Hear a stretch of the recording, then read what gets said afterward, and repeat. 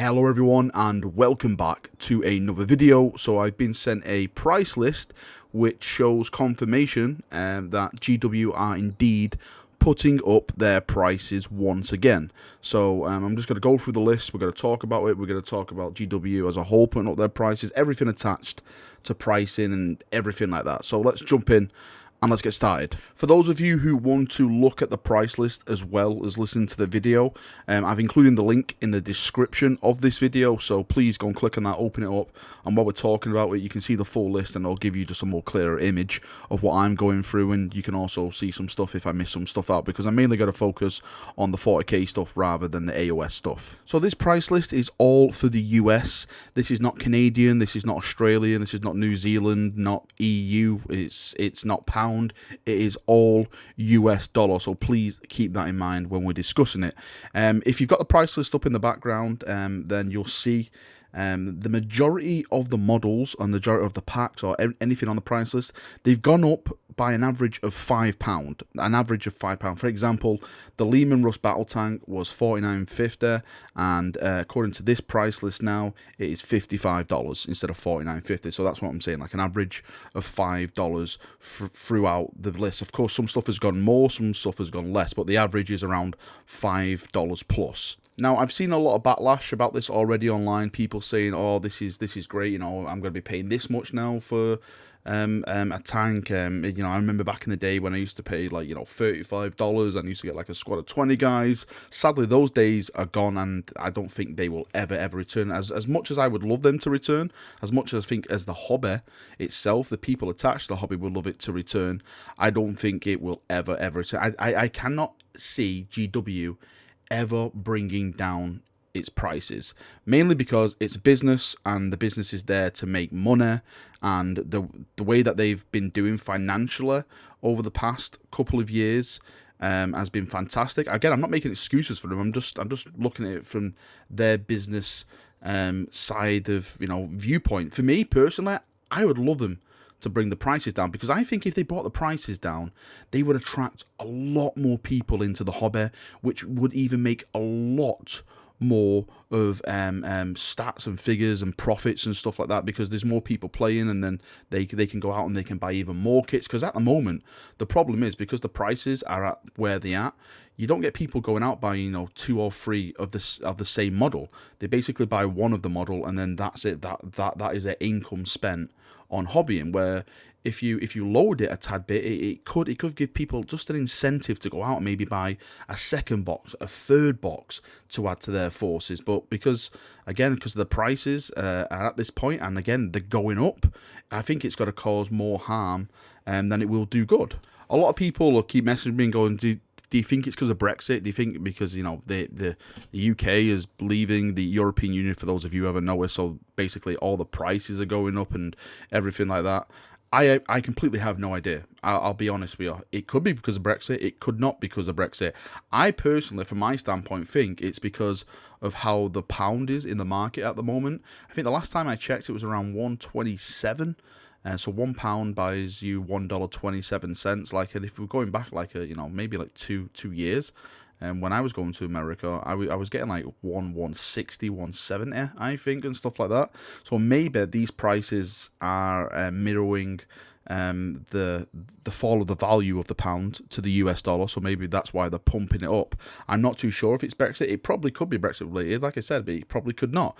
That is a question for GW, which, to be completely honest, they will never come out and say, right, because of Brexit, because of the British pound falling in value, we're putting our prices up. I would love them to come out and explain their reasons why, but them as a business won't ever do that. Another theory I seen online was the theory that most of the products that we're actually seeing on the list, 40k wise anyway, because again I'm not looking at the AOS stuff, 40k wise are mostly old kits. They are the old 40k kits.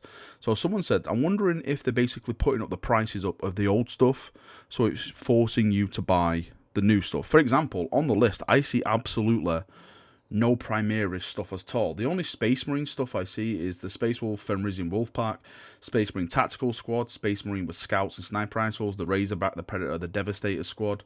I think there's a couple more on the other page, and that's just Orc stuff. Sorry, there's, the Blood Angels, Furozo, Dreadnought, But basically, just simply no Primaris stuff at all. So maybe that guy's onto something. But then again, someone replied to him and said, yeah, but have you seen the new prices of the Primaris stuff? It's just as bad. It's not like in some ways you are getting a deal because they're still pretty pricey. So it's kind of a bit of an argument, I would say, when it comes to that statement. I have to add that for me personally, I've never bought from GW in probably since the start of 8th edition. I haven't bought anything directly from GW because of their prices. Where in the UK we have independent retailers. For example, I always use Element Games. It's basically 15 minutes down the road from there. I personally think they have a great customer service. But there's other ones out there like Goblin. I think it's called Goblin Gaming. You guys all know and stuff like that in the comment section. I'm sure you'll point them all out.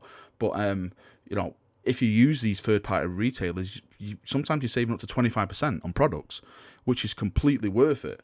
Now, I know in the US, I think it's different. Again, I've never seen a shop in the US which has sold GW stuff. Like, I actually go to the US a lot. I go to comic book shops and stuff like that, and I've never seen like a third-party, a retailer that has sold 40k products. I know they exist because, of course, I've seen Mini Wargaming. I think they're like a third-party retailer, right? That guys who have the YouTube website.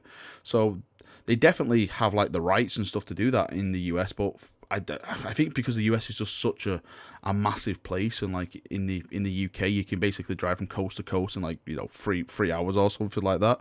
You guys have all your third-party retailers spread out. If anyone knows one from the US and they have like a website and stuff like that, let me know in the comment section and I'll contact them and I'll try and get some deals and stuff like I have with Element Games, and hopefully I can pass that on to you guys in the US so you can save money, because at the end of the day, we're all here to play the hobby, and if I can help in any way for you guys to save money, then I'll try and do my best to do that. Now, since these prices are US, the chatter is now, what if this is just the start of the price change? Like, this is basically just the US list. What if we're going to get like a new Canadian list very, very soon? Maybe a new EU list, an Australian list, a New Zealand price list. I feel sorry for you guys down under. The New Zealand and the Aussie guys are basically just getting completely priced out as it is.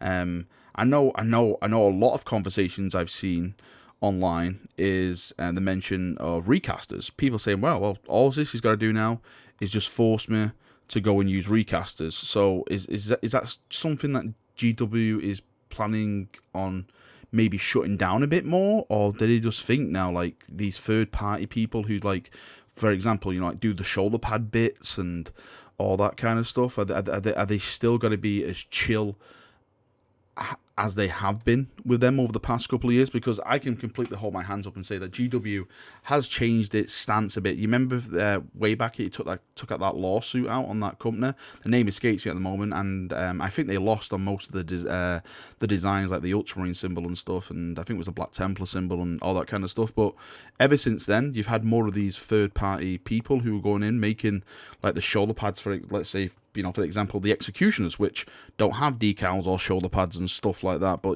these companies have gone out and done it. So people like me have the option to make these awesome chapters, and and it works well because I go out, I buy a ton of Primaris Marines, and then I go to them and buy a ton of shoulder pads. So everyone is a winner at the end of the day. But does this mean because the prices are going up, then maybe GW has got to start coming down on these people, so people will have to start buying from GW more, and not from these third-party retailers? I'm not too hopefully,